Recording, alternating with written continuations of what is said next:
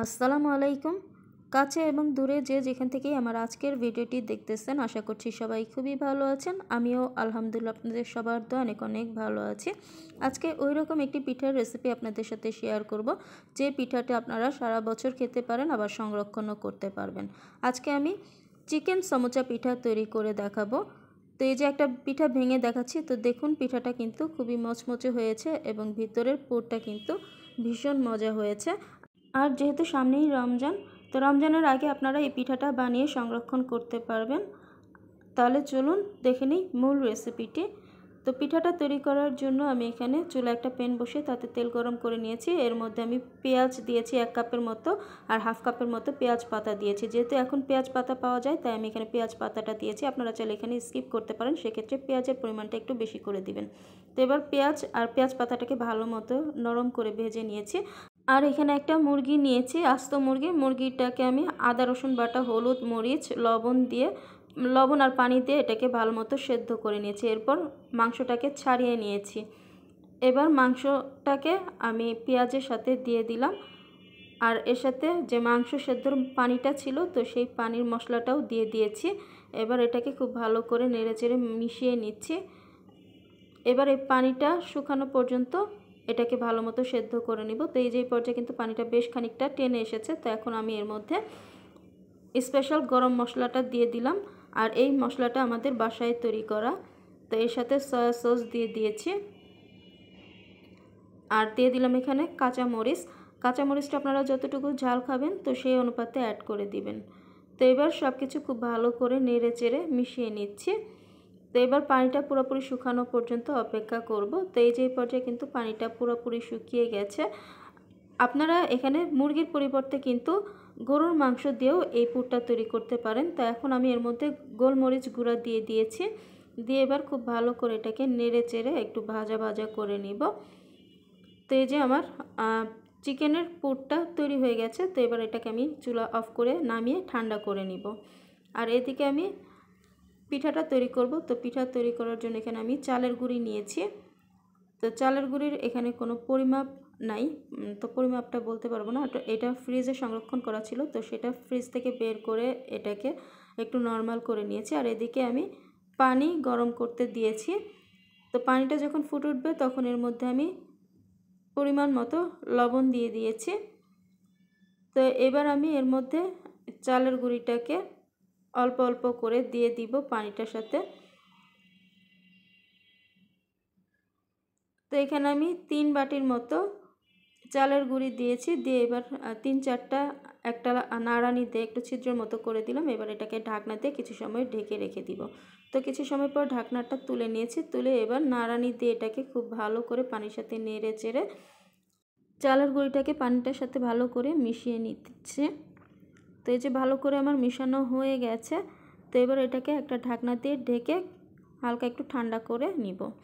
তো কিছু সময় পর ঢাকনাটা তুলে যখন এটা একটু হালকা ঠান্ডা হবে তখন এটাকে একটা বলের মধ্যে নামিয়ে নিয়েছি। এবার এই কাইটাকে খুব ভালো করে মাখাতে হবে, মাখিয়ে একটা ডো তৈরি করে নিব। তো যদি মনে হয় এখানে পানি কম হয়েছে এই কায়ের মধ্যে, তো আপনারা অল্প অল্প করে পানি দিয়ে এই ডোটা তৈরি করে নেবেন। আর এই ডোটা অনেকটা আমরা যে চালের রুটি বানাই, তো সেই রুটির ডোর মতোই হবে। তো অল্প অল্প করে এখানে এই ডোটা তৈরি করতে হবে, অল্প অল্প করে কাই দিয়ে ডোটা তৈরি করব। আর একটু সময় দিয়ে কিন্তু এইটাকে মাখিয়ে নিতে হবে। তো এই যে আমার ডোটা তৈরি হয়ে গেছে। তো এবার এটাকে আমি 5 মিনিটের জন্য রেস্টে রেখে দিব ঢাকনা দিয়ে ঢেকে। আর 5 মিনিট পর এই ডোটা থেকে আমি ছোট ছোট করে লেচি কেটে নিয়েছি। এখন এই লেচিটা একটা করে লেচি নিয়ে এখন এটাকে একটু পাতলা করে রুটির মতো তৈরি করে নিব। তো আমরা যেমন চালের রুটি তৈরি করি পাতলা করে, তো সেরকম পাতলা করে এই রুটিটা বেলে নিতে হবে। তো এই যে আমার রুটিটা বেলা হয়ে গেছে। তো এখন এই রুটিটাকে আমি 2 ভাগ করে দিলাম ছুরি দিয়ে কেটে। একটা রুটি দিয়ে 2টা সমোচা পিঠা হবে। তো এখন মুখটাকে আটকানোর জন্য আমি এখানে এক পাশে পানি দিয়ে একটু ভিজিয়ে নিলাম। তো এবার আমি সমোচার পিঠার মতো করে ভাঁজ দিয়ে নিচ্ছি। আর কিভাবে ভাঁজ দিচ্ছি তো সেটা আপনাদের ভিডিও দেখে বুঝে নিতে হবে। তো এখন এর মধ্যে আমি অল্প অল্প করে এখানে যে চিকেনের পুরটা তৈরি করে নিয়েছিলাম, তো সেই চিকেনের পুরটা দিয়ে দিলাম। দিয়ে এবার মুখটা আটকানোর জন্য আবার একটু পানি দিয়ে দিলাম। পানি দিয়ে এবার একটু চেপে চেপে মুখটাকে আটকাতে হবে।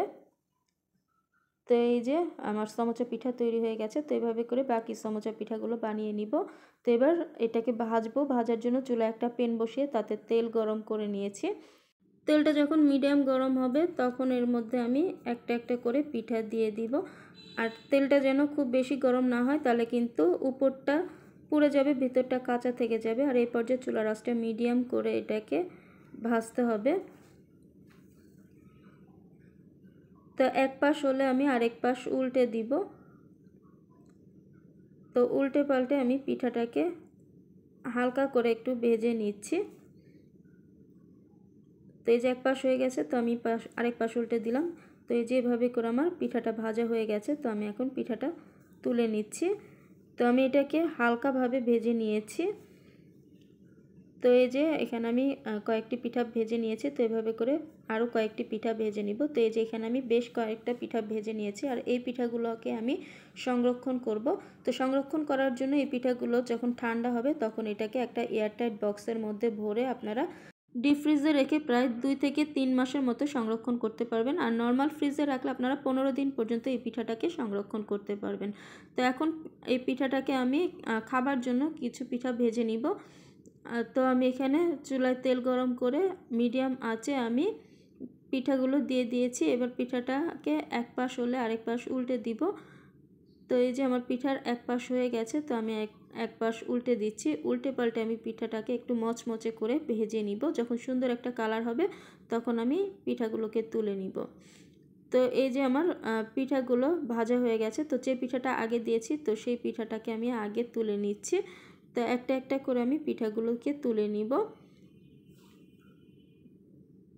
তো এই যে একটা একটা করে আমি পিঠাগুলো তুলে নিচ্ছি। তো আমার এখানে পিঠাগুলো ভাজা হয়ে গেছে। তো এবার আমি এই পিঠাগুলোকে তুলে একটা টিস্যু পেপারের উপরে রেখেছি, যাতে এক্সট্রা যে তেল আছে তো সে তেলটা শুষে নেয়। তো এবার আমি পিঠাগুলোকে একটা সার্ভিং ডিশে সার্ভ করে দিয়েছি। তো তৈরি হয়ে গেছে ভীষণ মজার মুচমুচে চিকেন সমোচা পিঠা। খুব সহজভাবে আজকে এই পিঠাটা তৈরি করে দেখালাম। আর এই পিঠাটা কিন্তু আপনারা যে কোনো সময় তৈরি করে খেতে পারবেন। আর যেহেতু সামনেই রমজান মাস, তো এই রমজানের আগে আপনারা এই পিঠাটা তৈরি করে সংরক্ষণ করতে পারেন। আর ইফতারের আগে ভেজে নিলেই কিন্তু হয়ে যাবে মজাদার একটা ইফতার আইটেম। তো আশা করছি আমার আজকের এই রেসিপিটি আপনাদের ভালো লেগেছে। যদি ভালো লাগে তাহলে অবশ্যই আপনার ফ্রেন্ডস অ্যান্ড ফ্যামিলির সাথে শেয়ার করবেন। তাহলে আজকে এই পর্যন্তই। সবাই ভালো থাকবেন, সুস্থ থাকবেন। তো আল্লাহ হাফেজ সবাইকে।